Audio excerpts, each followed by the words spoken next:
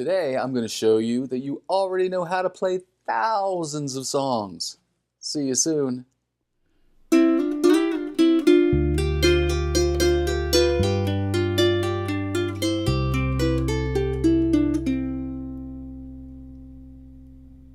Hi, and welcome back for more Ukulele 101. Today I'm going to show you how you already know how to play thousands and thousands of songs using the 1-4-5 pattern, which we're going to get into detail about in just a minute. First, I wanted to show you a handy little device that I use and tell you how it's used. This is called a capo. Capo, capo, I've heard it pronounced various ways, but all my life I've called it a capo.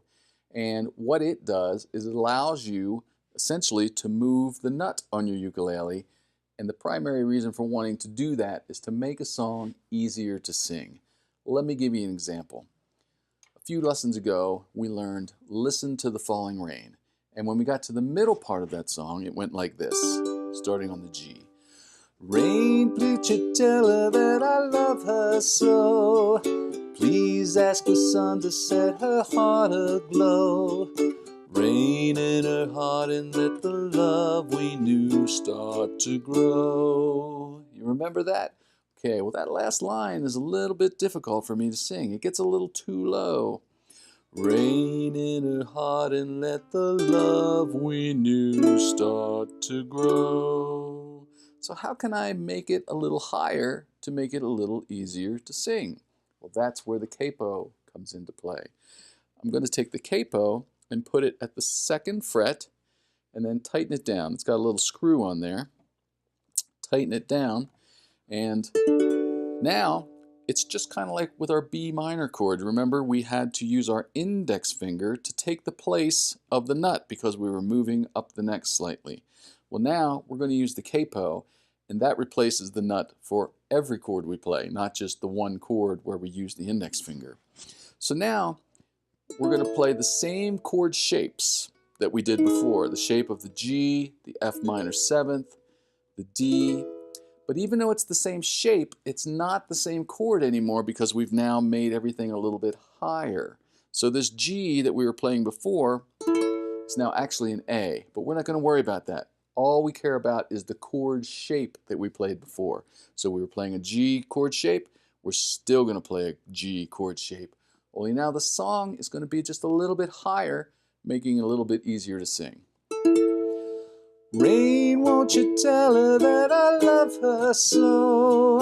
Please ask the sun to set her heart aglow. Rain in her heart and let the love we knew start to grow. Yeah, that fits my voice a little bit better. I can sing it better that way. So you may find that you'll want to get a hold of a capo. They're not too expensive, around $10, and use it on the neck. You usually don't go too high with a capo, usually between 1 and 5 frets, but it can help you play the song the way you already know how to play it, using the same chord shapes, but it changes the key and makes it easier for you to sing. Okay, great. Let's move on now. Tell me about those 1,000 songs I already know, Dave. Well, we're going to learn about 1-4-5. Okay, so let's start in the key of C. So C is 1. What's 4? C, D, E, F. F is 4. What would 5 be? Well, 1 above F, that would be G. Okay, so 1, 4, 5. All right, 1-4-5 originally started out as the basis for 12-bar blues, okay? From the early part of the 19th century, 20th century actually, I guess. 12-bar blues eventually evolved into rock and roll. And if you're a rock and roll fan, just using those 3 chords, you can play thousands and thousands of songs. What's another 1-4-5? Well, we know the D chord. D, E, F, G. 1 above G, to make it 5, is A. All right, let's listen to how that goes, and maybe you'll hear rock and roll in this.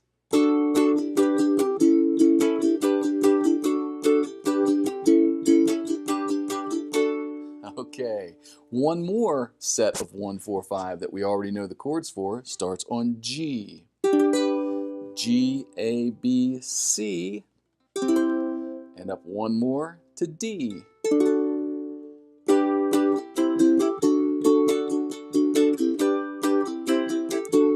Well, shake it up, baby, now. Twist and shout. Come on, come on, come on, come on, baby, now. Come on and work it on out. Or para-ba-la-la-bamba, para-ba-la-la-bamba. Se necesita una poca de gracia. Una boca de gracia para mi partida, y arriba, Okay, there's just literally hundreds of them. I'm going to say thousands, yeah. And today we're going to learn one. We're going to do Roll Over Beethoven by Chuck Berry, okay? But what I want you to really get out of this is that if you've got a catalog of rock and roll songs or you're just a big rock and roll fan, you can play these songs. You can play most of them with just 3 chords, and it depends on what key you're more comfortable singing them in. C, F, G, D, G, A, or G, C, D. You can pick the key that you want to play it in, but today we're going to do Roll Over Beethoven in the key of G, okay? You're going to hear a lot of chunking going on too, because rock and roll is all about rhythm. So our rhythm, our strumming pattern for today is going to sound like this.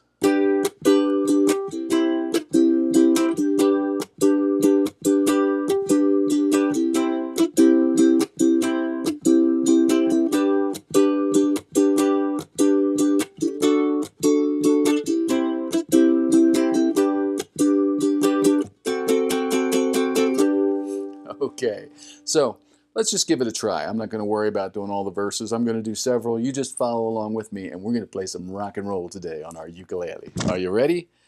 1, 2, 3. Gonna write a little letter, gonna mail it to my local DJ. Well, it's a rockin' rhythm record, I want my jockey to play.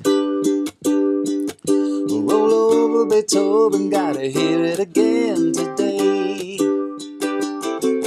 You know my temperature's rising, the jukebox blowing a fuse. My heart beating rhythm and my soul keeps singing the blues. Roll over Beethoven, tell Tchaikovsky the news. I got the rockin' pneumonia, I need a shot of rhythm and blues. Ooh, I got the rockin' arthritis sitting down by the rhythm reviews. Roll over Beethoven, rockin' in 2 by 2. You know she wiggles like a glowworm, dance like a spinning top.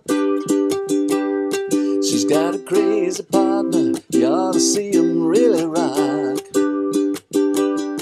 As long as she got a dime, the music will never stop.